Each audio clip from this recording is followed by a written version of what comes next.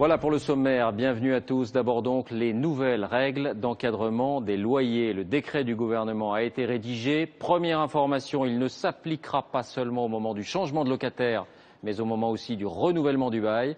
Deuxième information, les grandes métropoles ne seront pas les seules concernées. Romain Messi, Nora Fadlaoui.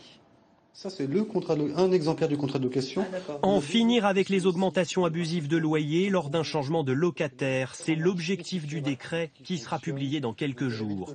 Un encadrement des prix qui s'appliquera dans 43 agglomérations en métropole et outre-mer, soit près de 1500 communes. Partout où les hausses de loyer ont été jugées très supérieures à la moyenne. Et Paris est loin d'être un cas unique.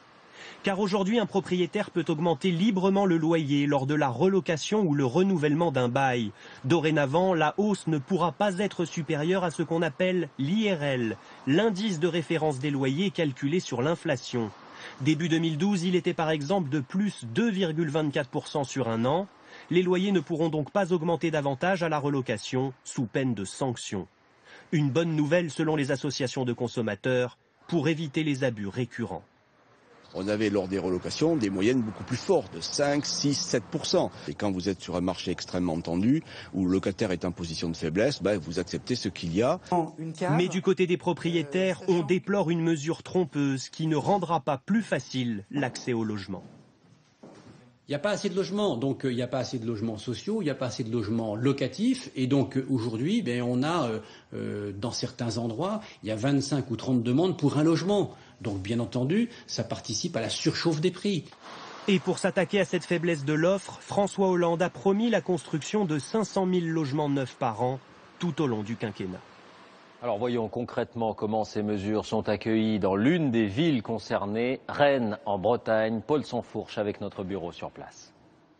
À 2 mois de la rentrée, c'est le début des visites d'appartements pour ces deux étudiantes. Depuis 2002 à Rennes, les loyers ont augmenté en moyenne de 5% tous les ans. Aujourd'hui, elles visitent ce 60 mètres carrés.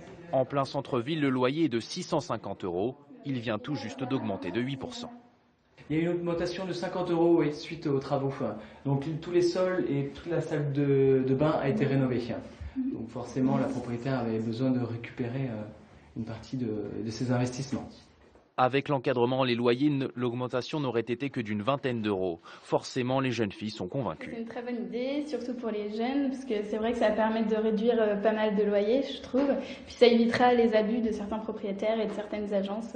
Mais en fonction du montant engagé pour ces travaux, le propriétaire pourrait profiter d'une dérogation et ainsi appliquer une augmentation plus élevée.